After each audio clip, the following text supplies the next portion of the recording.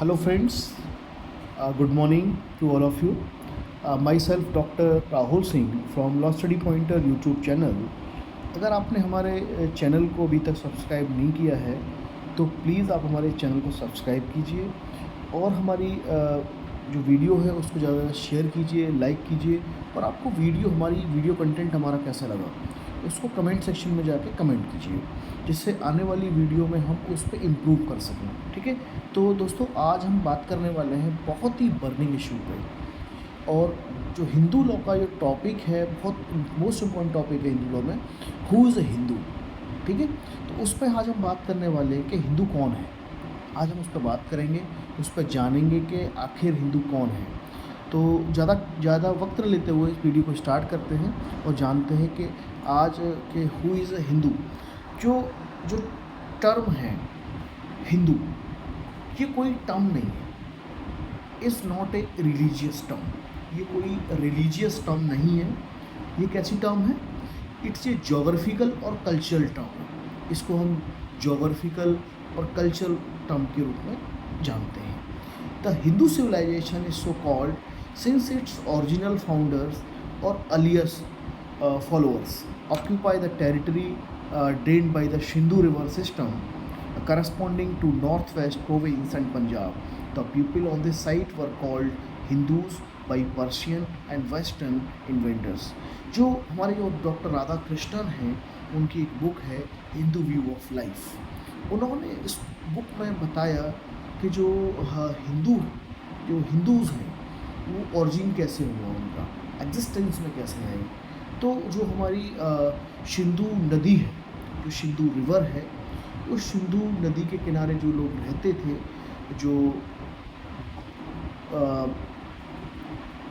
जो पर्शिया से लोग आए थे हमें, पर्शियन एंड इन्वेंडर्स, उन्होंने हमको जो है, उन लोगों ने जो है सिंधु नदी के रहने वाले लोगों को हिंदू कहा। ठीक है, नो रेफरेंस इन वेदास और शास्त्रास, कोई भी रेफरेंस हिंदूज़ का कि ये हिंदूज़ हैं, कोई भी रेफरेंस नहीं मिलता है वेदास में और शास्त्रास में। जो हमारे शास्त्र हैं वो वेद हैं, उसमें कहीं भी कोई भी रेफरेंस नहीं है कि इससे हम कह सकें कि ये हिंदू हैं। इन religious text appeared for the first time in भविष्य पुराण एंड भविष्य पुराण, और इसमें जो बताया गया है भविष्य पुराण में कि भाई ये जो हमारी फर्स्ट टेक्स्ट थी, इसमें अपीयर हुए तो भाई ये हिंदूज़ हैं। जो हमारा एक्ट आया, अब बात करते हैं आफ्टर द इंडिपेंडेंस, जो हमारा हिंदू मैरिज एक्ट आया 1955 में, वहाँ पे एक सेक्शन 2 है और ये सेक्शन 2 की कुछ डेफिनेशंस हैं। ठीक है, उसमें सेक्शन 2 की डेफिनेशन में of the Hindu marriage act 1955, this act applies section 2 clause 1 sub clause A में to any person who is a Hindu by religion in any of its forms और developments including Virashaiva, a Lingayat और a follower of the ब्रह्म, प्रार्थना और आर्य समाज। इसमें जो पहली clause है उसमें ये कहा गया है कि हिंदू बाई रिलीजन, हिंदू क्या है? बाई रिलीजन है, और जो इन 4 चीज़ों में वो विश्वास रखते हैं। कौन सी चीज़? एक तो वैरसेवा है और लिंगिया वाले हैं। ठीक है, और जो फॉलोअर है किसके? ब्रह्म समाज के, प्रार्थना समाज के, आर्य समाज के। ब्रह्म, प्रार्थना और आर्य समाज, अगर ये है तो वो हम क्या कहेंगे? हिंदू कहेंगे। और इसमें जो क्लॉज बी है उसमें कहा गया है to any person who is a Buddhist, Jain, Sikh by religion, वो भी हिंदू है। कौन है? To any person who is a Buddhist, Jain और सिख बाई रिलीजन। और क्लॉज सी कहती है to any other person domiciled in the territories to which this act extent who is not a Muslim, Christian, Persian और Jew by religion, unless it is proved that any such person would not have been governed by the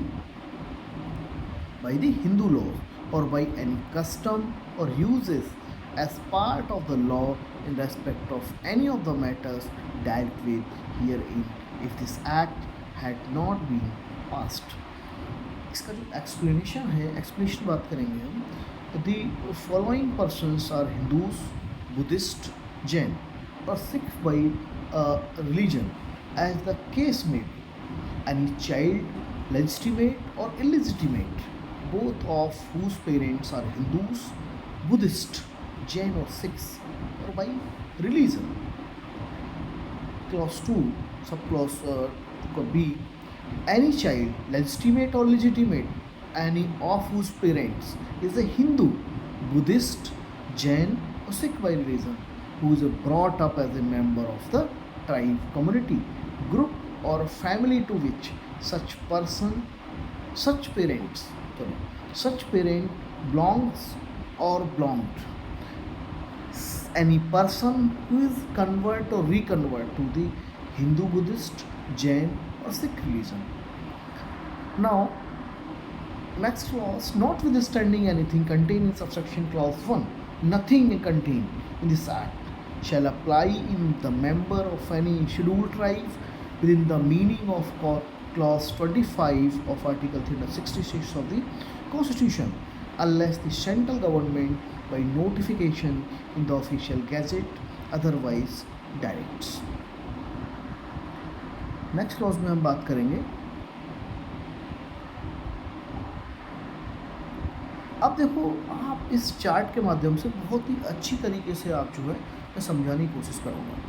Hindus, a person who, कौन कौन है, followers किस किस के, Hinduism और any group, Veerashaiva, Lingayat of Brahmo Samaj, Prarthana और Arya Samaj. Got it. First is group कौन कौन से, वैरसेवा और Lingayat. There are two groups, Veerashaiva और Lingayat. And the follower of Brahmo, Prarthana and Arya Samaj. There are two groups and follower of the three, Brahmo, Prarthana and Arya समाज. हिंदू कौन है, बुद्धिस्ट होना चाहिए, जैन होना चाहिए, सिख बाई रिलीजन होना चाहिए, वो भी इसी एक्ट के तहत गवर्न होंगे. Domicile in India and it is not a Muslim और क्रिश्चियन, ज्यू और पारसी. उनके पास कैसा है, डोमिसाइल कहाँ का है, इंडिया का है, और वो मुस्लिम भी नहीं है, क्रिश्चियन भी नहीं है, ज्यू भी नहीं है और पारसी भी नहीं है, वो भी इसी एक्ट के तहत गवर्न होंगे. हुज पेरेंट्स आर हिंदूज, जिन बच्चों के पेरेंट्स हिंदूज हैं वो भी गवर्न इसी एक्ट के तहत होंगे. Whose either parents is a Hindu and he और she is brought up as a Hindu. जिनके पेरेंट्स, जिनमें से कोई भी एक पेरेंट्स हिंदू है और बच्चे brought up as a Hindu, उनकी जो परवरिश हुई है वो just like as a Hindu हुई है और हिंदू रीति रिवाजों के तहत हुई है, वो भी जो है हिंदू ही कहलाएंगे. और या कोई व्यक्ति कन्वर्ट हो गया है हिंदूज़म में, ठीक है, बहुत सारे लोग कन्वर्ट हो जाते हैं, ठीक है. तो अगर कोई व्यक्ति दूसरे रिलीजन से, किसी रिलीजन से कन्वर्ट होकर हिंदूज़म में आया है तो भी हिंदू कहलाएगा. या रिकन्वर्टेड टू हिंदू, ये पहले क्या हुआ, पहले हिंदू था, फिर बाद में वो जो है किसी और रिलीजन में चला गया, फिर से वो अगर हिंदू रिलीजन में आना चाहता है तो वो भी जो है हिंदू ही कहलाएगा. तो ये एक चार्ट के माध्यम से मैंने आपको समझाया कि कौन कौन हिंदू हो सकते हैं. ठीक, नेक्स्ट हम बात करते हैं नेक्स्ट स्लाइड्स में. हाँ जी, इसमें कुछ केस लॉज हैं जिसमें जजमेंट आए हैं सुप्रीम कोर्ट के. उसमें कहा गया है कि ये हिंदू होंगे. जैसे एक बहुत अच्छा केस है, ये बहुत फेमस केस है, Ahmedabad Saint Xavier college society versus state of Gujarat. ये 1974 का केस है. इसमें 9 जजेस बेंच की जो कोर्ट थी उसमें हेल्ड किया कि the existence of an atheist in the Indian contest and term them worthy and entitled to similar rights as the 50 vote. And next case था doctor Ranjit Suryakant Mohite versus union of India.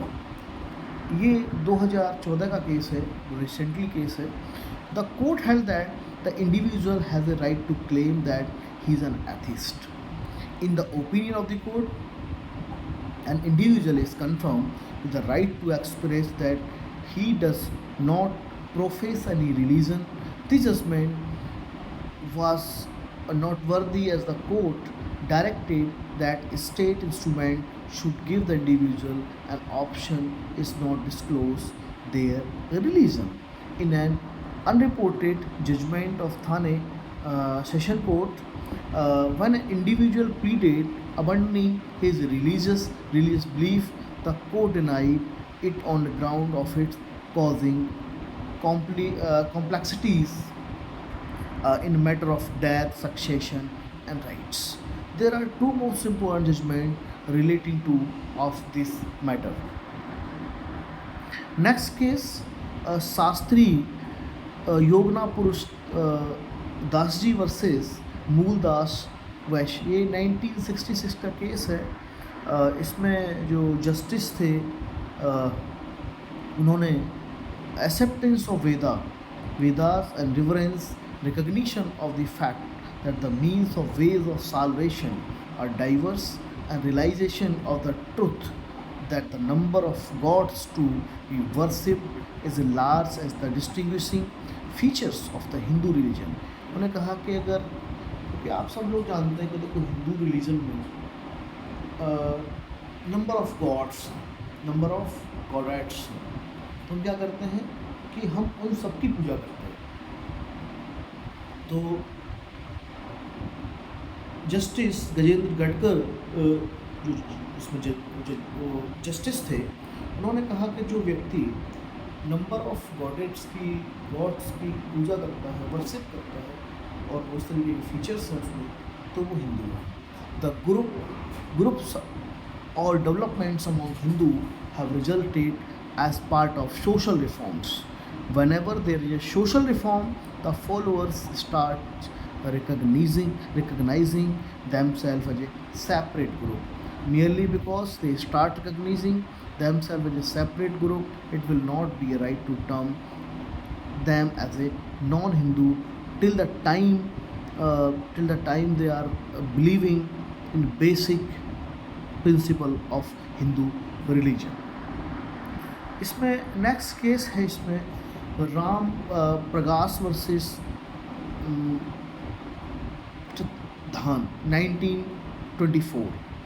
Buddhist in India can not be govern by Burmese और Chinese Buddhist law. This is the most important case, जिसमें clearly कर दिया गया था जो Buddhist है India में वो बर्मा लॉ से या चाइनीज़ बुद्धिस्ट लॉ से गवर्न नहीं होंगे। He will be govern by Hindu law except where the person changes his domicile to country where there is a Buddhist personal law and thus adopt that law. जब तक वो किसी country में shift नहीं हो जाता है जहाँ पे बुद्धिस्ट लॉ अप्लाई है, तब तक उसको यही लोग एप्लीकेबल होंगे। नेक्स्ट केस था Bhagwan Kaur versus Bose 1903। Justice Arthur Wilson retreated the judgment of Doe dem Kishan Chunder Shaw versus Baidam Beebee 1815। इसमें जो है the court held that Sikh are considered a sect of Hindus of whom they are descending branch। ठीक है। तो अब जो नेक्स्ट है इसमें राजकुमार गुप्ता वर्सेस बरबारा गुप्ता 1989। इसमें कुछ प्रॉब्लम हुई चीज़ों में कि किस तरीके से जब कोई फैमिली एक क्रिश्चियन है और दूसरा हिंदू है या कोई अदर रिलीजन से है, तो जो उनके बच्चे होंगे वो क्या हिंदू होंगे या अदर रिलीजन के कहलाएंगे, तो इस केस में यही सारी चीज़ें प्रॉब्लम को सॉल्व किया गया। How the religion of the child born to the Christian mother with the Hindu father will be determined by considering the fact that how the child was brought up. What if it is not known that how he was brought up? We will go by domicile as in section 2 clause 1 subclause C of Hindu Marriage Act 1955, Vijay Kumari versus Deva Balavan, in 2003, a Hindu converted to Christianity. एक हिंदू व्यक्ति converted किस में हो गया? Christianity में। B already Christian women है, जो उनके बच्चे होंगे वो कैसे होंगे? वो क्रिश्चियन होंगे, बिकॉज ऑलरेडी फादर जो हिंदू था पहले converted to Christianity and the mother of the child is already Christian. Then child कैसा होगा? They give the birth to a son, दोनों का बर्थ बच्चा जो कैसा होगा? वो क्रिश्चियन होगा। ठीक है, तो इसमें इतना ही डिस्कस करते हैं, ज़्यादा केस लॉज पे डिस्कस नहीं करते हैं। Thank you so much to all of you for patience. अगर हमारी वीडियो आपको अच्छी लगती है तो please like and comment and share. Thank you so much.